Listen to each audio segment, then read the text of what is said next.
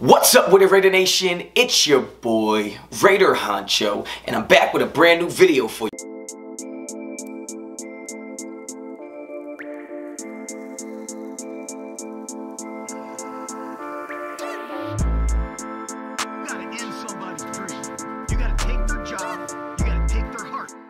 Alright guys, get right into it. You already know the vibes. You already know what type of time I'm on. If you're not a subscriber to the channel, well damn, subscribe to the channel. Hit me up on Instagram and Twitter, both at Raider Honcho. Check out redemptionbrand.com right now. Use promo code Honcho15. Get 15% off and get some of that fire merch. Now, we all saw the game yesterday. The Raiders suffer another embarrassing loss to the Kansas City Chiefs 27-29. Now, matter of fact, the Raiders didn't suffer an embarrassing loss. The fans suffer another embarrassing loss because we're the ones that got the pain and suffering. We the ones that got to watch every week rooting for y'all, and y'all go out there and do that. That we the ones suffering. I know it sucks to lose games, but you guys are professionals. You lost before, you'll lose again, and you guys are compensated pretty well. So, although it may be annoying and frustrating for you guys to lose, it is embarrassing for us to have to watch it. It is embarrassing for us to have to go to work the next day. I got to take the day off because I can't go to work and see this. I got people texting me, laughing, ha ha ha, all kind of emojis. I can't deal with it, man. I cannot deal with it. And we know there's a lot of blame to go around, but you got to start at the top. And it starts with Mark Davis, okay? Now, I understand Mark Davis ain't going to sell the team. I understand that Mark Davis don't really care about what the wins and losses look like. I understand all of that. All Mark Davis cares about is his money. All he cares about is the bottom line. I can't be mad at that because he's a businessman. You know what I'm saying? He's getting paid no matter who goes into that stadium. He's getting paid no matter how many games we lose. He's getting paid no matter who the damn coach is. All right, but that don't mean just because he's getting money and, you know, he don't really care, that don't mean that I can't blame him. I got to put some blame on Mark Davis because he is the orchestrator of all this. He's the one putting the pieces in place to fail. He's the one at the head of the table every damn year when we stink. It is Mark Davis. I'm going to blame him. Period. He keeps putting people in power that can't do the damn job. He is obviously prioritizing profit over product. Profit over progression, okay? Product over productivity, okay? That's what Mark Davis is about, but it's still his fault, okay? Because he's the one who employed the grade AP.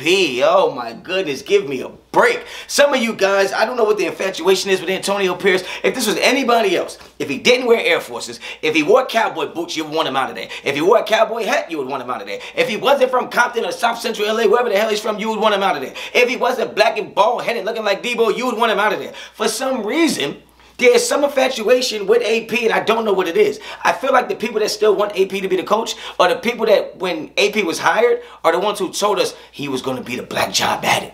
He was going to be the second coming. He was going to be the greatest thing since sliced bread. And now you don't want to admit that you were wrong, so you keep making excuses of why he should still be the head coach. Now, I agree he should continue to be the head coach for the season, because worst case scenario, he continues to be terrible. Best case scenario, he shows some intelligence and some ability to be a head coach, but I don't see that happening. I think if you're going to get rid of AP, get rid of him after the year. But I just don't understand what AP is doing that has some of you guys feeling that he should still be the head coach. Yesterday was a disaster.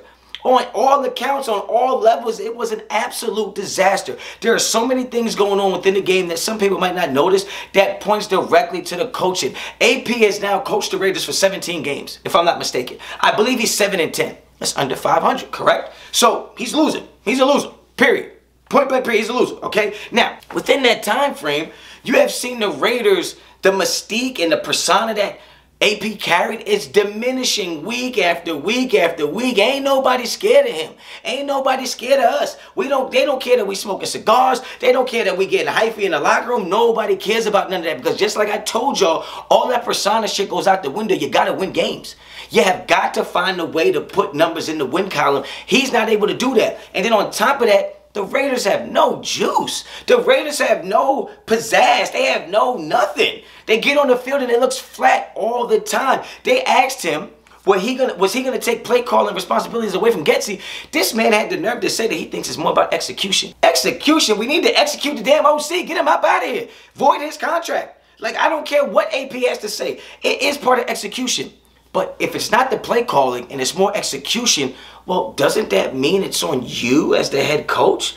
Aren't you the one in charge of players executing and doing their job? Aren't you the one in charge of getting them prepared for games? Aren't you the one in charge for them to know their assignments? Aren't you the one in charge to make sure things are functioning at a high level? So if you don't want to blame Getsy, that's fine. More reason to blame your ass. Because that's what it looks like. When I see the Raiders out there on the field, I see a team that is unenthused, uninspired, and unmotivated. Point blank, period. Max is a great player, but there's only so much he can do. At some point, you have got to get the job done. I don't think AP has what it takes to turn this around. I don't think AP has what it takes to galvanize a locker room. All that stuff comes from experience, man. And I'm not saying AP needed to be the greatest X's and O's head coach. I'm not saying that. But it is clear that the team is not responding to him.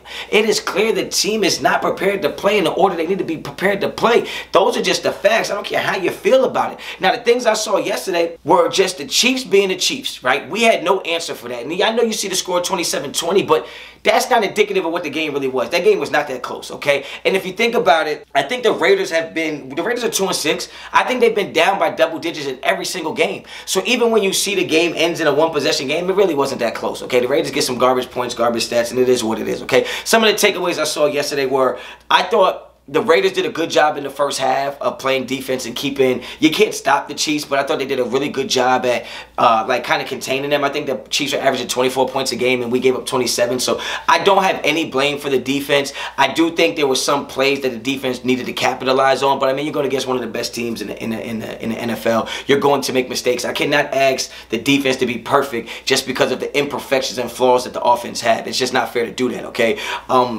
With that being said, I think that one key play on defense that I really stood out to me was the play down there towards the end zone where the Chiefs ran some kind of rub route or a pick play, and you had Jacorian Bennett and Nate Hobbs both playing man coverage, and they were on the same level. And what I mean by that is that if I'm playing two receivers detached and we both have man, I cannot be at the 12-yard line and you be at the 12-yard line, because if they run any type of crossing pattern, we're going to run into each other, and that's inevitably what happened on that play. They kind of got crisscrossed, they got hit, and it was a wide open touchdown. And to me, either you're going to have some type of banjo call or some type of switch call for when somebody's going to take the inside route or somebody's going to take the outside route to prevent that kind of stuff from happening. But the fact that we're this deep into the season and we're seeing that happening, to me, that's a mistake on the defense. That's a mistake on coaching, because you should know better than that, and that can't happen. Now, when you talk about another part of the defense that was looking good, is the Raiders were a top 10, maybe even a top 5 team on third down conversions,